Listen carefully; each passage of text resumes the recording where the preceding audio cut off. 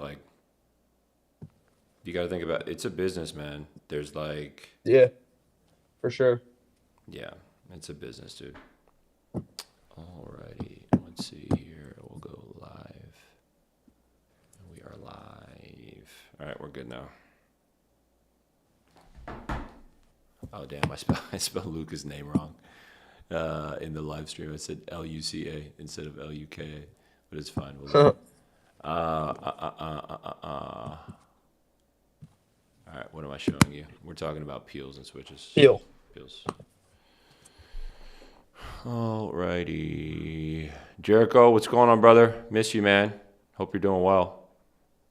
I'm just doing a film breakdown. This is Tyler Hero.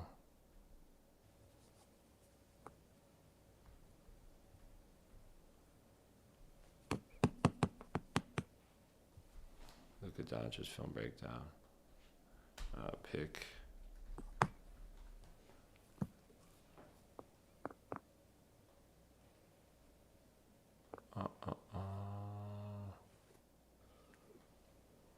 Appeal.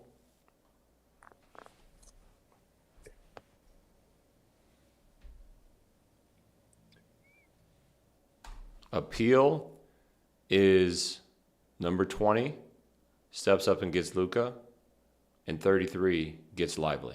Oh, okay. Yeah. An X I out got you. is. Yeah, I know what an X out is. What's an X out? Oh, this is weird. This is a weird spacing. So he steps up there. I guess 32 would have to get all the way over to 3. Yeah. No, 24 would drop down to 3, and then 32 would come to 24, right? No. That would be. It would make no sense for 24 to leave his man to go all the way here. Yeah. When this guy's already on a straight sprint. This guy right here, I want him to run all the way to 3 in the corner. That's what I thought. That's what I originally said. Yeah, that's the X out. He runs the 3 all the way in the corner. 20 steps up, and it's just a switch, and then you go all the way there. He just finds up man. Yeah, but appeal is just between 2 people. I don't know that. All right. Yeah, appeal is just between 2 people.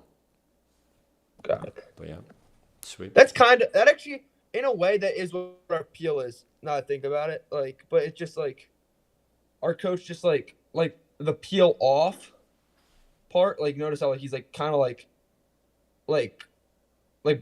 what our coach is like banana peel. How like he's on his hip and he's like bending off to go to the other side, but he doesn't peel off to the man that's like rolling to the basket. He would just go to the next closest man. Yeah. Like the way we practice it in practice is like it's an advantage. Like the guy's on his hip, and it's not that it's coming off of a screen. So that's why the peel turns into more of an X out like type of deal in our practice.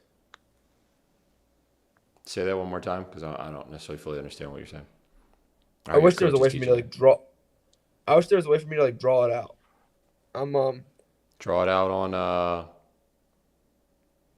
Draw it out. Let's draw it out here.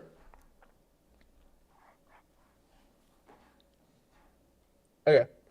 So Let me copy that. Hold on. Let me just copy this.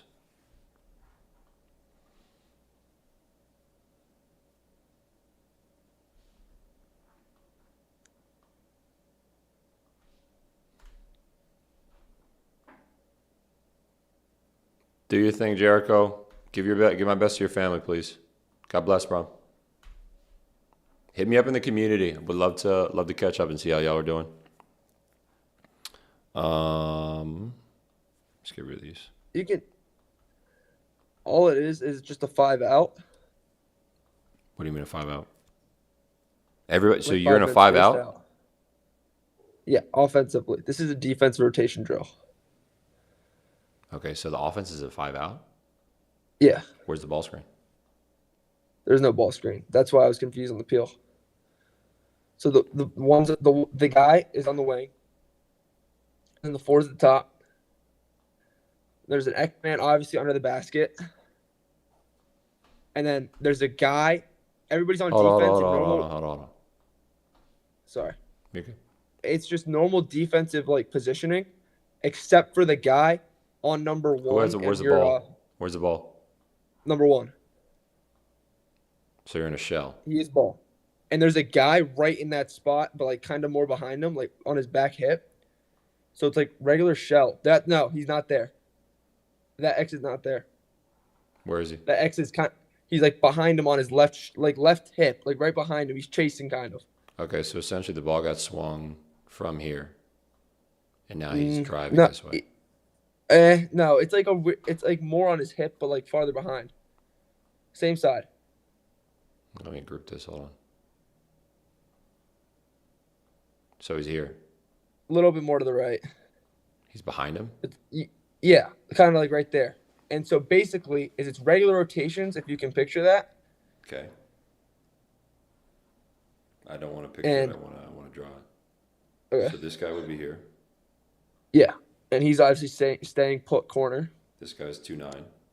2'9" is this position right here. And the reason we call it 2'9", why do we call it 2'9", do you know? I don't. Our coach, since it's like the high school courts are smaller and not everybody, like, the high school courts are smaller, our coach has this, like, underneath the hoop. Okay, I get that. But the reason, that makes sense. 2'9" is 2.9. Why would it be 2.9? 2.9 seconds. Bingo. Why? Because he needs to be able to get from, like, over and back to his man at 2.9 seconds. Nope. It's not because of that. It's because of, in the NBA, what happens if you stay in the paint for 3 seconds? So this is called your 2'9". Got it. Okay. Yeah, there's no defense at 3 seconds. Yeah. So this is how this looks. Yep. So basically, all that would happen is that guy, number one, would dribble right hand dribble, and then 2.9 would step up. Other guys would. Hold on. Where's this guy getting to? Here? Yeah, like the paint, like right there. And then number X would have, not number X, low man would have stepped up by now, so he denies the finish. Yeah. And then everybody else is Xing out. And our coach calls the guy that was originally guarding number one the peel man. So that's why I was confused, because I thought he was like just peeling off, but it's kind of just the X out. You know, that's all it is. It's an X out. But the X out is supposed to happen on a ball screen. I can't think of a scenario, to be quite honest with you, where I can't think of a scenario where this guy would be all the way right here. Maybe he like misses a pass, like he went for a steal. Yeah. Okay. He went for a steal. Ball's here. It's not really like a game. It's not really a game situation drill. It's more just like a defensive rotation. Yeah. So I wouldn't help out the corner. You could do this hypothetically. Some coaches would do this, but like you'd have to know that this guy isn't Steph Curry. What, the corner pick up and then the low man? Because think about this. It's a lot to switch 3 guys on the backside. That's a lot of stuff going on. Yeah. So I think about this. I'm like, yo, if I go for the steal, I'll run back and I'll take yours. You just step up and get mine. That's all I would do, to be quite honest with you. Yeah. That's how I would run that. That's the only way I would run that. Because if we look at it this way, this guy doesn't step up hypothetically. Let's say this is Steph. What's going to need to happen is, yes, it's this guy's help.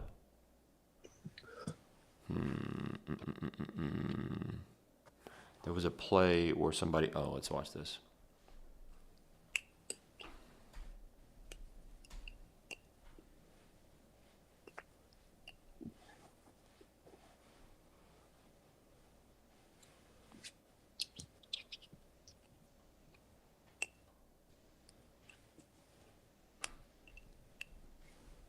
It was the second half when this happened.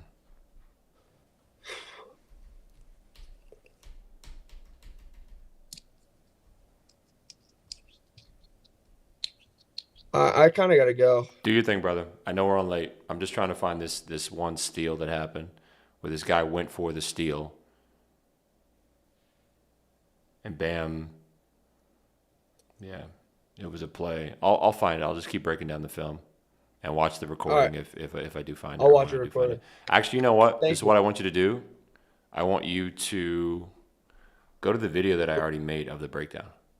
Oh, not my Google account. Definitely not my Google account. Of Bam? Yeah. All right, I will. It's on my YouTube channel. I did a breakdown of his 83.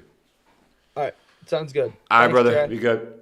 I'll talk to you later. See ya. Peace. Bye. Bye. Alrighty, let me close out in the community.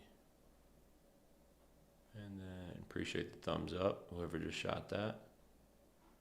Let me make sure we are all set here in the room. Great feedback. And we're good to go.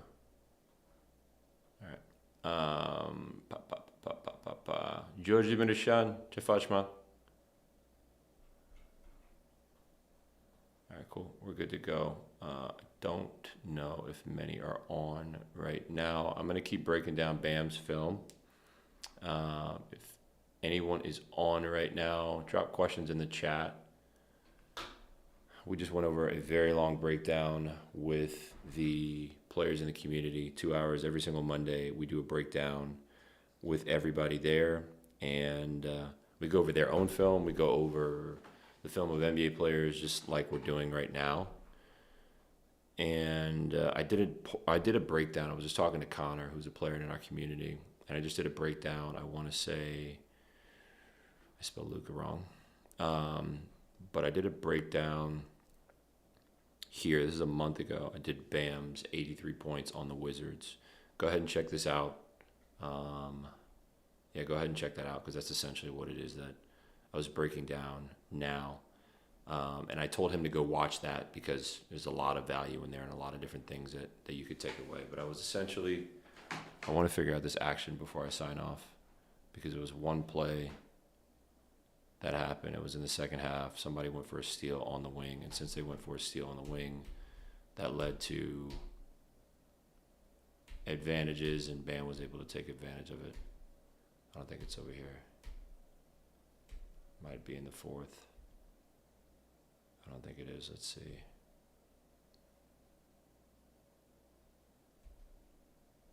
No, that was the second half, or second quarter. All right, let's check second half.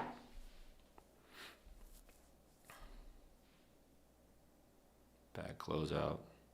You just got to play better defense than that. I'm trying to solve this for Connor.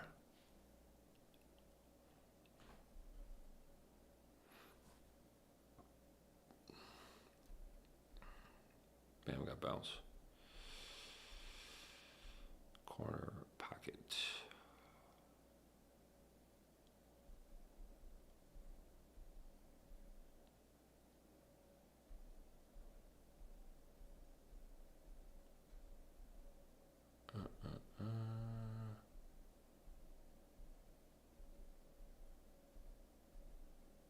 Let's find the play.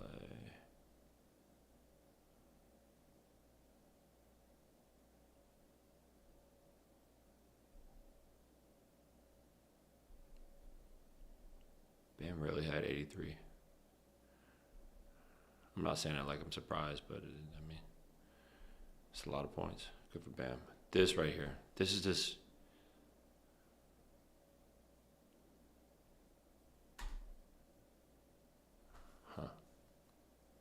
How would I play this? This is low. We're just in scramble mode. There's no principles. Like for Connor, for you specifically, dude, like there's no principles in a situation like this. No principles in a situation like this. There's I guess the only thing is there's no rotation principles in the sense of, I'm not saying that this is low man. This guy has to step up.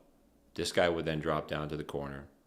This guy would drop down to the next guy. This guy would go here. And this guy would get the guy up top. That's the only way that I would do it. So if you think about this, what happens here, the one goes to the basket. This guy steps up. Hopefully he meets him rather high.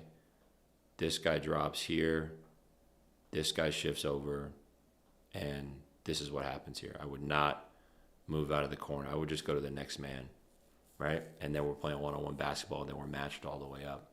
But what would happen then is, let's say, I actually want to draw this up just because I'm a nerd. Let's look at, this is your X1. I want to group all of these because it's going to be a lot easier. When I do that, I want to keep the same numbers. So let's do, let's do this. Okay. Duplicate. And then let's say this is my X1 right here. Oh, no, this is my X1. Group this. Group all these. Are they ungrouped or grouped? No, they're grouped now. I'm going to duplicate this. Make this my X2. This is really helpful for, like, I mean, it's kind of late. I don't know how many players are on right now, but I'm still going to do this breakdown because I think it makes a lot of sense to do. It's going to be really, really helpful for you to just understand mismatches and matchups and how all this stuff shapes out. It's really helpful for me to understand too, just because, I mean, I love learning, and I love X's and O's within basketball because it's just like a puzzle. It's like stuff you solve. You know, it's stuff you said. There's a couple comments that I saw earlier today as well that I want to respond to on IG, and I'll just do a response to them. Gabriel, te quiero, pa. ¿Qué te dicen en tu casa del corte?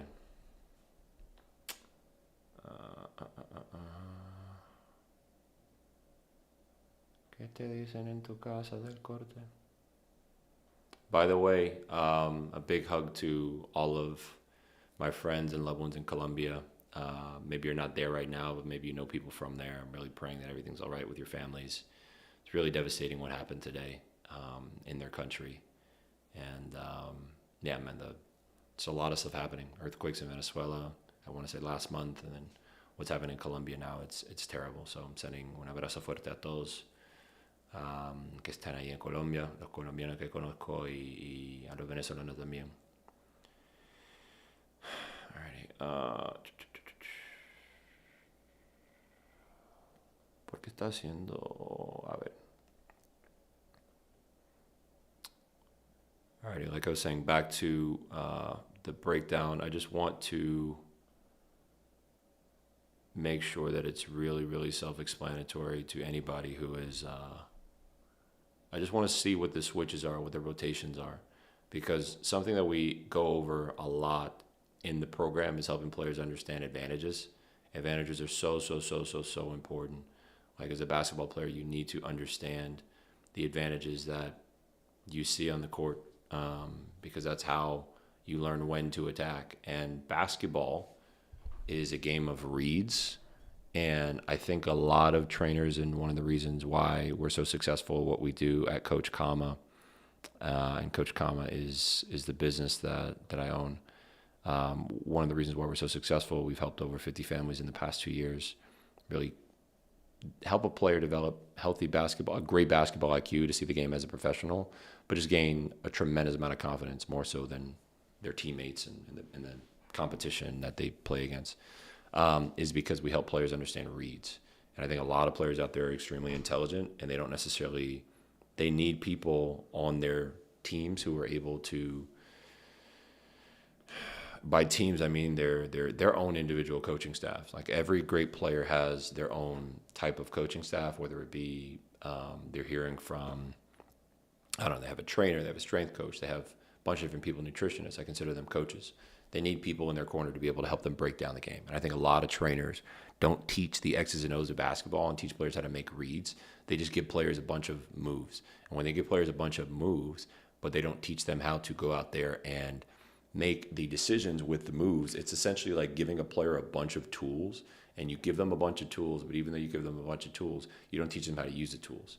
And the player is like overwhelmed because they have this big bag. And I hate the term of like, I want to get my bag big. Like, no, like, I want you to I want you to get a bucket instead of a bag. Like, I don't want you to develop a bag if you're not getting buckets. Like, the point of the bag is to get buckets. So why not focus on just the bucket in general instead of, oh, let me, go into my bag. I think that's kind of silly. All right, so the X out that I'm talking about, we're breaking down Bam's historic 83-point game. I did a full-length breakdown of this on my YouTube channel, so go ahead and check that out if you haven't already. But there was a player in the community who had a question right before he just signed off, and we were talking about how to make the right reads on the basketball court from a defensive standpoint. And there's two different concepts we were talking about. We're talking about an X and we're talking about a peel. A peel is essentially if a pick and roll is happening. A pick and roll is happening and there's a switch between the guard and the big, right? They don't intend to switch. The big, let's say the 4 is the big in this case. Let's say he sets the screen right here on this guy right here, the 1. He sets the screen on this guy. And the 1 will then, it's not going to be like that. It's going to be, I'm losing my mind. Give me just a second. This guy's here.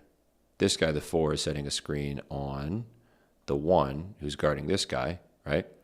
If y'all can see this is the action that's happening. This guy's going to then come over, and the goal is defensively, let's say they're in a drop coverage. There's only 5 different coverages that you ever see. You'll see drop, you'll see hedge, or a show. Hedge and show are the same exact thing. You'll see a switch, you'll see a blitz, and then you'll see an ice. And ice only happens on the side of the court. But let's break down this coverage right here. Let's say this is a drop. You're going to get over as the defending guard, and the goal is the 4-man is going to corral this guy and stab at him and jab at him, and he has to do it with appropriate footwork. I won't go over that right now. Actually, I will. No, I won't, because it's just going to add more layers to all of this. But he's going to stab at this guy until his man has a chance to be able to get back in front, and then the 4 is eventually going to go back to his guy because his guy's either going to roll to the basket or he's going to pop. So he does that until they can get back in front, and then they're all matched up again, right? That's the ball screen. The ball screen is run to be able to get an advantage, and the ball screen is run to get an advantage. And the defense's goal is to not let that advantage affect the way that they're able to play defense. They get an appropriate stop and all these different things. So we were talking about that's a peel would be if I should have kept it on the screen. A peel is essentially if that were to happen in a drop, but they have to switch last minute because X1, the defender, got hit really hard on the screen and he can't catch up. So they switch last minute. A peel is a last minute switch. And an X out is something else altogether. It's if these two guys were to step up and number 1 essentially runs to the guy in the corner to be able to get to that guy. So the switching is looks the way it needs to be. But we were talking about this one play, and Connor, this is for you. I'm making this essentially for you so you can watch this when you sign on tomorrow or you watch this. So 01 would drive right here. X3 would step up, right? X5 would then drop to X3. This is the 5-man. X4 would drop here, and then X1 would be here. So now I want you to think of the advantages that you're going to have on the court. So this is like sizes right here. Number 3 is probably bigger than X1, so it's not necessarily a big advantage there. Maybe he is, and maybe he can go at him, but that's that. So we got an advantage here. We have an advantage here, and then we have an advantage here. What I would do, to be quite honest with you, this is tough.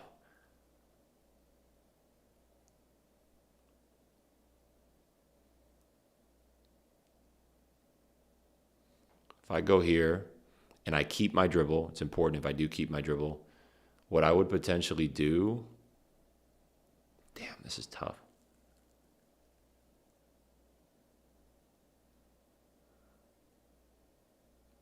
But it's like a chess match because the defense can find a way around this. I would try to get the ball to 2. I would go through to this side. This is me essentially relying on the defense not being that intelligent. Because you got to think where the mismatches are. This is pretty much like size, like a 4 can guard a 5. A 5 can potentially guard a 3, but this is potentially a mismatch right here. So what I want to do is maybe get the ball out to here, swing, and then have the 3 attack the 5 in a situation like this. if I don't have a bucket myself.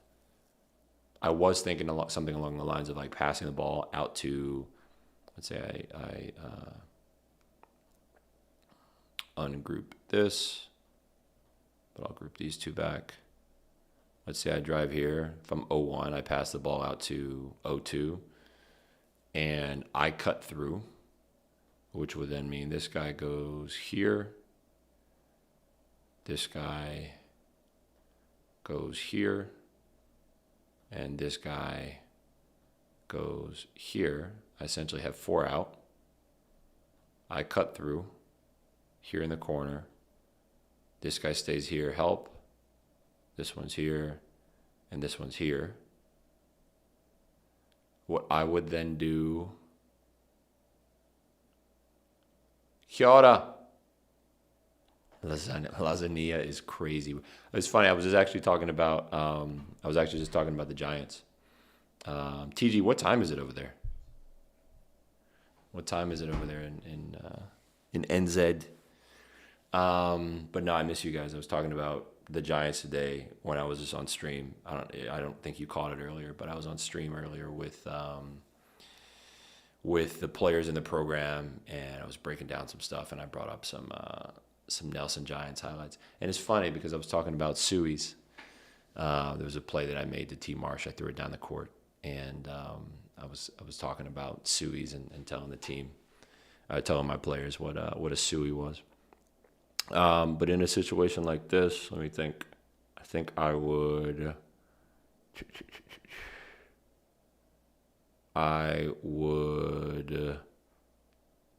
meant to be working, but just taking a little break. I mean, you never work. 12:43 p.m. Nah, it's all good, bro. It's all good, bro. There's no way you're working right now. At all. Okay, so in a situation like this, I'm probably gonna throw the ball out. Let's say I was 0-1. I throw the ball out to 0-2. I cut through, and this is how the spacing looks. And if I'm 0-2, all I'm doing is I'm telling 4 to get down to the post and take advantage of this mismatch here. And these guys are spread as much as possible to be able to attack this here. This is what I could think of. And then if I'm 0-2, I rise up here with the ball. My guy has to come with me. And then I throw the ball down to 0-4 in the post and just let him go to work against X1. So that's pretty much all I can, not all I can think of, but that's the read that I would make there in a situation like that, Connor. So you just got to think the game. You got to think it. You got to figure out what it is that, what mismatches that you want to go at if there's a switch. The reason we're running a play, the reason you run a pick and roll or anything, get into a trigger, is that so you can get to an advantage, right? We run plays to get an open shot, I'd say, but we're running a trigger is essentially an action in a play. I talked about this when I was on live stream with Antoine Walker. No, this wasn't when I was on with Twan. I was on with, I think I was on with D Miles. It was either D Miles or Q Rich. And if you haven't checked out these episodes, go ahead and check out these live streams. We did these last week. They were fire. The one with Antoine, we talked a lot about financial literacy and all these different things. So if you're watching this on LinkedIn, it's probably the audience for that on LinkedIn. We talked a lot about financial literacy. Antoine made $130 million during his playing career, and then he ended up filing for bankruptcy in 2008, 2009, after the crash, after the housing crash here in the U.S. And no, he just had to make, some changes. He's really impressive, just some of the stuff he's done. He's worked 5 years with Morgan Stanley since then and learned a whole lot, has grown a whole lot, and he works with professional players in the space in terms of, advising them on decisions they're supposed to make financially, and speaking on behalf of the PA, the NBA Players Association, to be able to talk about those things, which I think is super, super dope. So shout out Twan. But I was talking with D Miles or Q Rich, one of those guys. We were talking about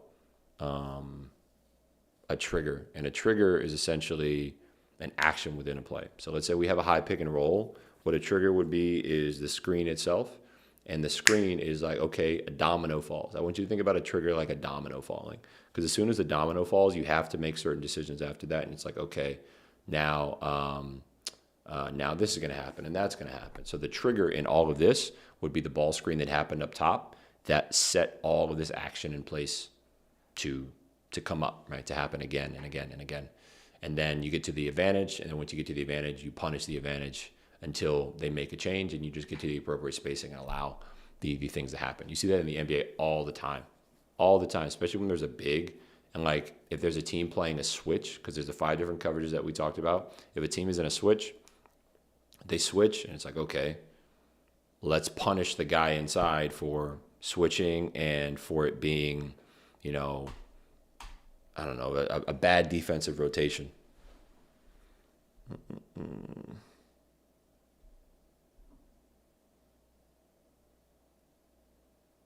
So yeah, that's that.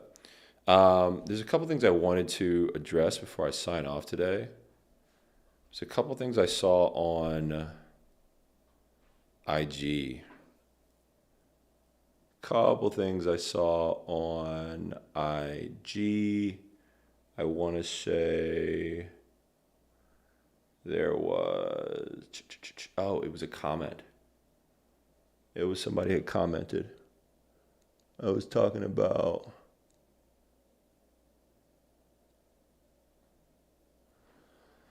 all right, so this is a page that I really, really, really like. I think it's freaking fire. I actually follow this on my personal account. It is Graphs and Basketball. Graphsketball.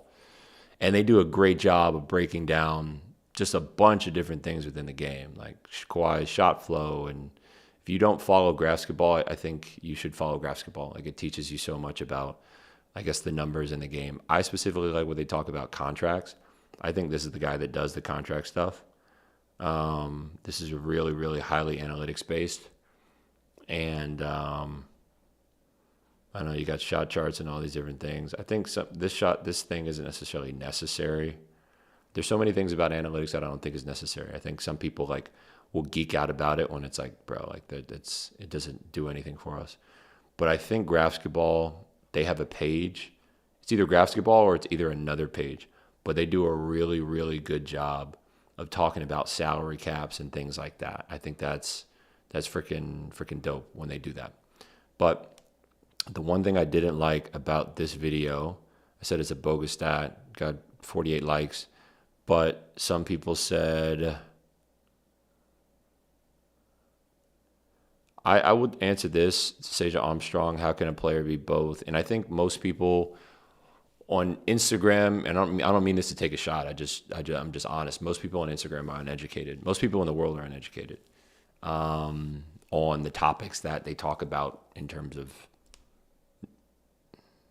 most people who speak up online aren't qualified to talk about what it is they speak up on. Some people are, but a lot of people in the comments aren't, right? So I take this with a grain of salt, but I do want to address these things because it's very important. A player can be both top and bottom win shares and loss shares, specifically because it's not bad metrics. I'm not saying bad metrics.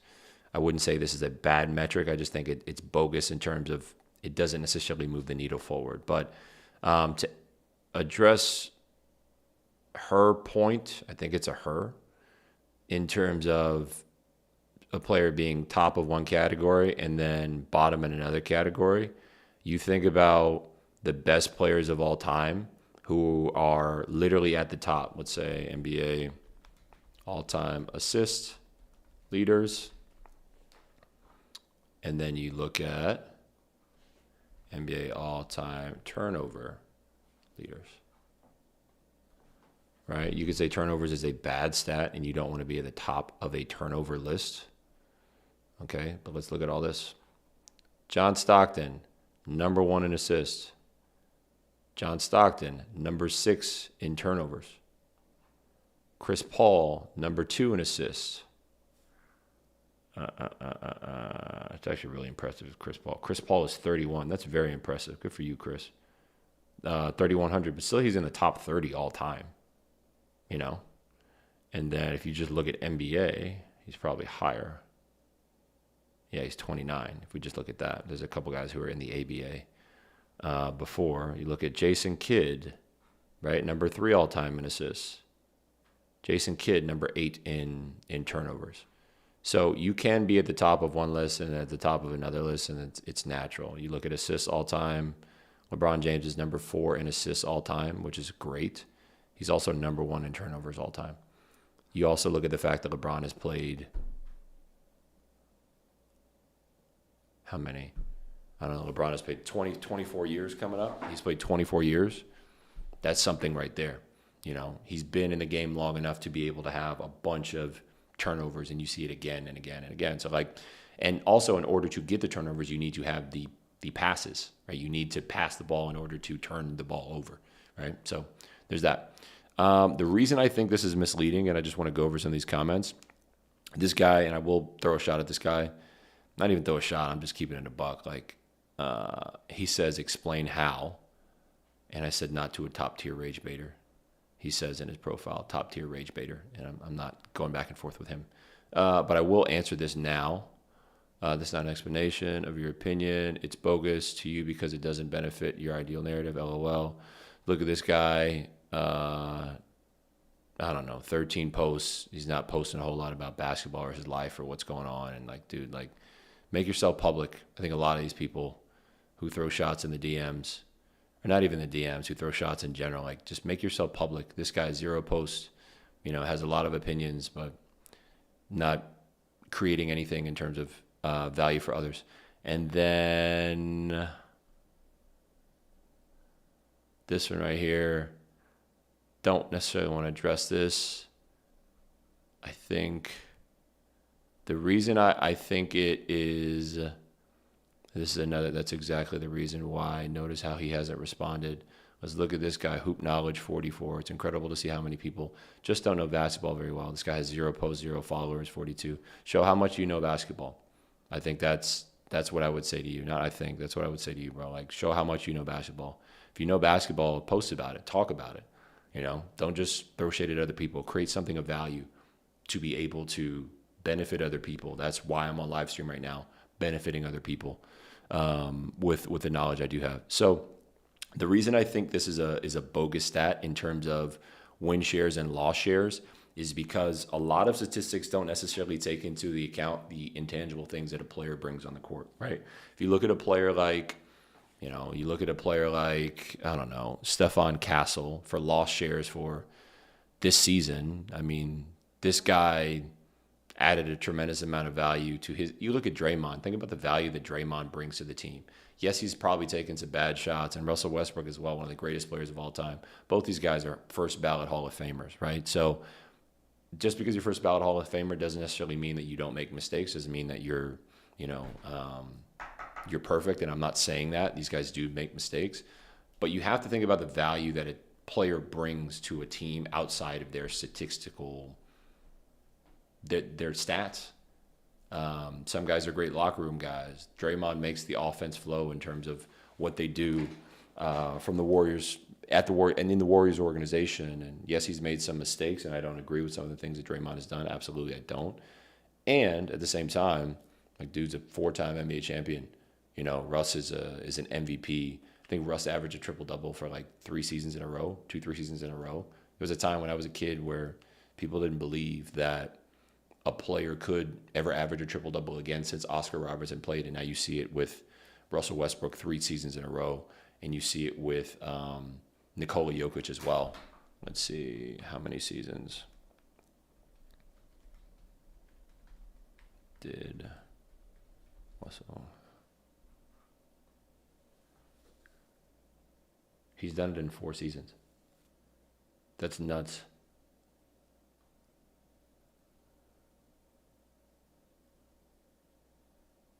Yeah, it's nuts. He did it 1, 2. He did it 3 seasons in a row. This was the pandemic. He didn't do it in the bubble, but the year after the bubble with the Wizards, I think this was potentially a shortened season. But he did it in 4 different NBA seasons. It's absolutely nuts. You know, so this guy gets a lot of shade, and it's easy to pick on guys. In the media, I think this is why players need to have a voice, and why players need to create platforms where they're able to speak. Jaylen Brown does a great job in terms of his live streams of what it is that he talks about.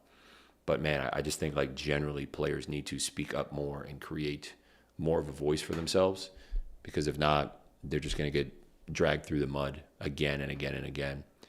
And it sucks. It sucks how much power. It doesn't suck how much power the media has. I think like it's an opportunity to develop a skill set, to speak and communicate, and to, as a player, and grow your personal brand and create more content and value and things like that. That's my standpoint on that. But yeah. What's another thing I want to see Jokic?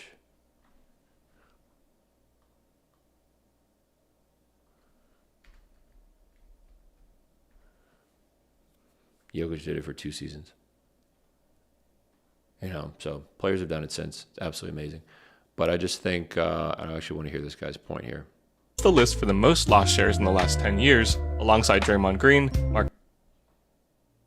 track how much a player contributed to losing games. You've probably heard of win shares, a metric that tries to award players with the number of wins their offensive and defensive output produced. Last season, SGA led the league in win shares, but all-time the record goes to LeBron James. But what if we calculated the reverse? How much do individual players' actions contribute to a team losing games? In the same way that win shares are calculated as the points a player produces past the league average, loss shares are calculated as the points a player misses beyond what an average player would. Last season, the leader in these loss shares was a tie between Russell Westbrook and Bub Carrington. Westbrook actually tops the list for the most loss shares in the last 10 years, alongside Draymond Green, Marcus Smart, D'Angelo Russell, and Kyle. So you think about this, Ricky Rubio had a 10-plus year career, I want to say. Kyle Kuzma, NBA champion. Luka Doncic, one of the greatest players of all time. I think Luka is potentially, Luka's a cone defensively. Lonzo Ball, great role player. Trey Young, I think he's a great player to have on any team, really. D'Angelo Russell, former All-Star. Marcus Smart, he's a dog, and I would want him on my team. Same thing with Draymond Green. Same thing with, Draymond doesn't always make the best decisions. And then you look at Russell Westbrook as well, who's a guy I would love to have in my locker room as a vet. These are win shares. Let's see. Contributing to team losses and team wins isn't necessarily exclusive. If we plot both win shares and loss shares for the last 10 years together, we can see some players contribute primarily to winning, Jokic, Jimmy Butler, and DeMar DeRozan among some, while others contribute heavily to both wins and losses. Here's Luka again, as well as James Harden. Those are defensive things for sure. I could see that. Absolutely. Let me know what you think if this stat matches up to what you would expect, and tell me if there's a player in particular whose loss shares you want to know. Yeah, I just think I want to check out Optic Media.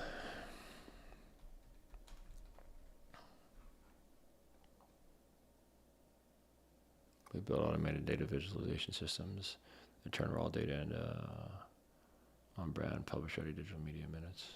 That's dope. I love that. Good stuff. This is fire. I'd love to work with them at some point. I think they make dope content. But yeah, I just think it's a bogus stat, man. Like if you're a stats guy in the NBA, I want to say Josh Hart said this, and I thought it was great. Josh Hart on stats.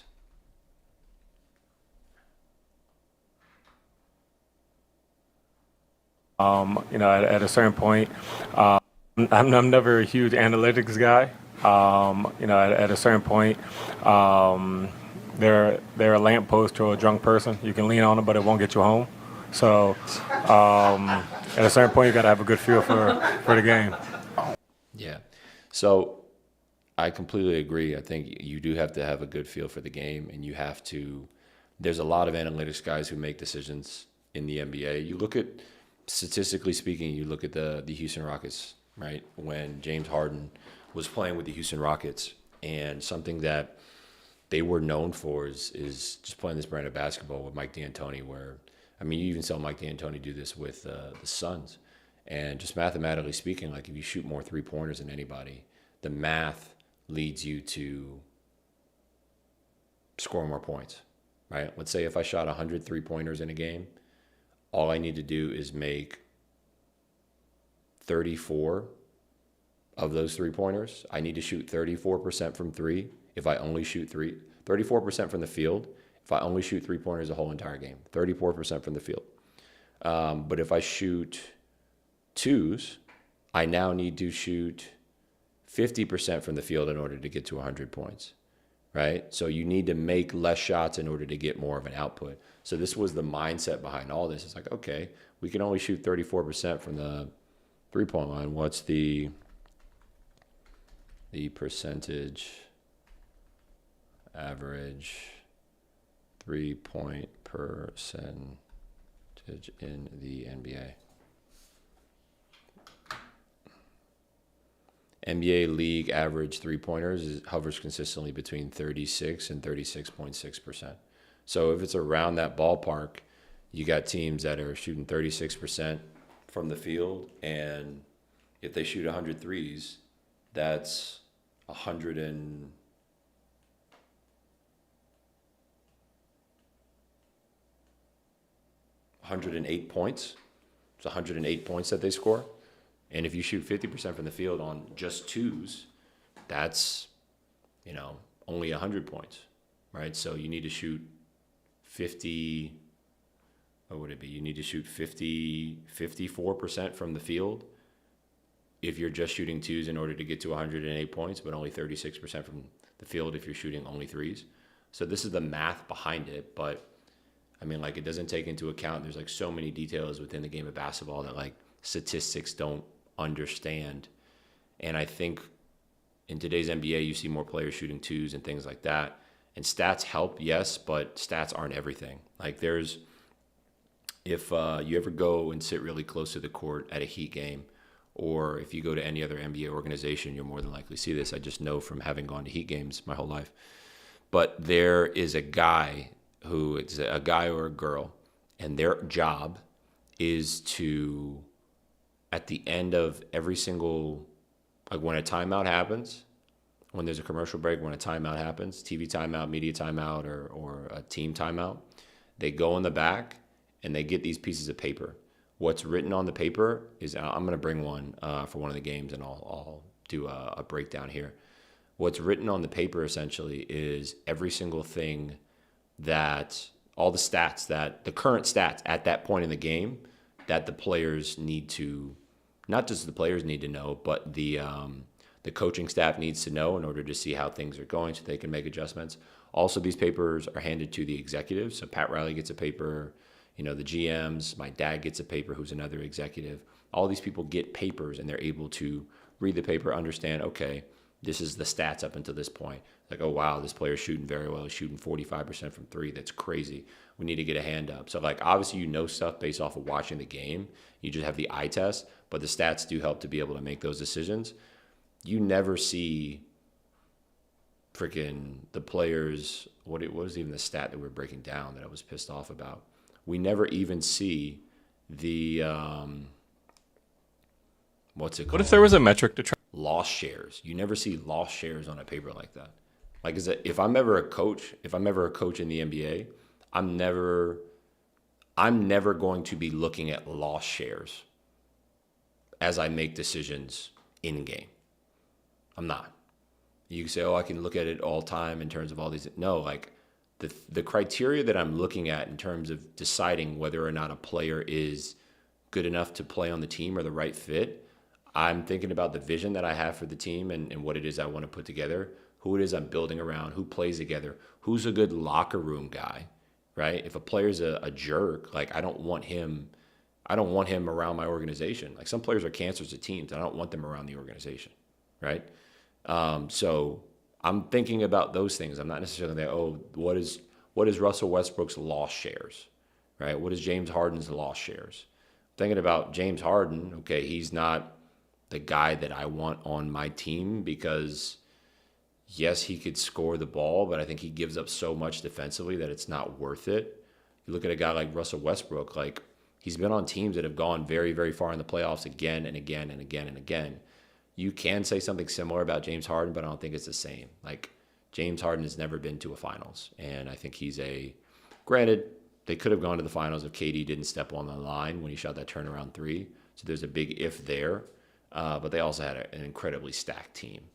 But this is why I think this stat here is bogus. And to get back to the people who chirp me in the comments, that's what I think. That's my reasoning behind saying this is a bogus stat. So there's your piece of content there. I think that's pretty much it. Pretty much it. We went over a bunch of different stats today and talked about. We went over certain film. We went over a bunch of different things. I think those are the only things I wanted to go over in terms of what I saw in the comments. And yeah, that's that. We will sign off for today. I'll be live tomorrow. And what are we going to be breaking down tomorrow? We're just going to be breaking down film. I want to say I'll be live at like maybe 6 p.m. I might hop on sooner and just do a longer breakdown. So I might do the breakdown from like 4 p.m. all the way to, 4 p.m. all the way to 8 p.m.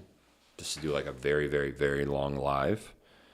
Just to go over a bunch of different things, talk about the game and this and that. And this is really about, I don't think we have any calls at players this week. We might have one scheduled later in the week. There's some other guys I want to sit down with.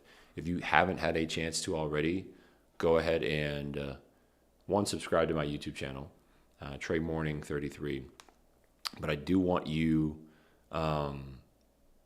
if you haven't yet, check out these videos, right? I have a show called The Rookie and the Vet, and specifically what we do, we talk to players who have been in that situation. We talk to players who have made it. We talk to executives who make the decisions as to who makes it. We talk to coaches who make those decisions as well. And we discuss how you make it in basketball, right? There's a bunch of different ways. I've made it in basketball in my own right. I played professionally for 4 years, all over around the world. Russia, New Zealand, here in the States with the Rockets in camp. I was in the G League with the Miami Heat's affiliate team. I was the vice president of the Players Union when I was in the G League with the Miami Heat's affiliate team. So all these different things. And I grew up very, very closely to the game, and I made it in basketball in terms of being able to create something for myself in basketball now through this business, right? By the grace of God. So that's that. I'm sitting down talked with Antoine Walker this past week, Darius Miles, Quentin Richardson, talked with my dad a couple months back. And one of the sponsors for the show is Tremble. Shout out to Tremble. Tremble's a Pilates studio here based in South Florida, actually just right around the corner from where I live. That's the first location. But they're at like 57 plus locations all around the world.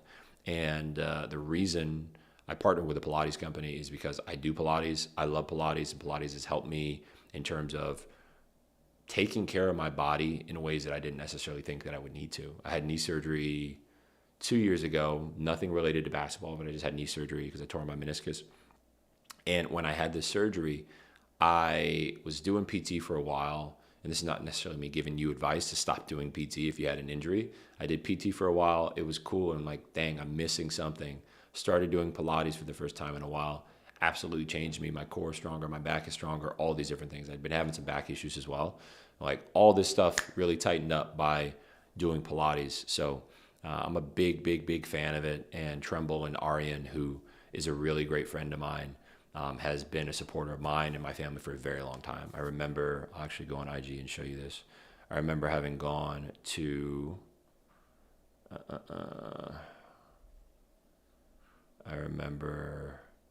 I went to a Tremble class.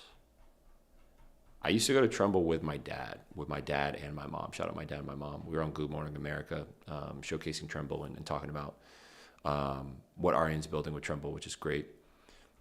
Let me scroll down and find this.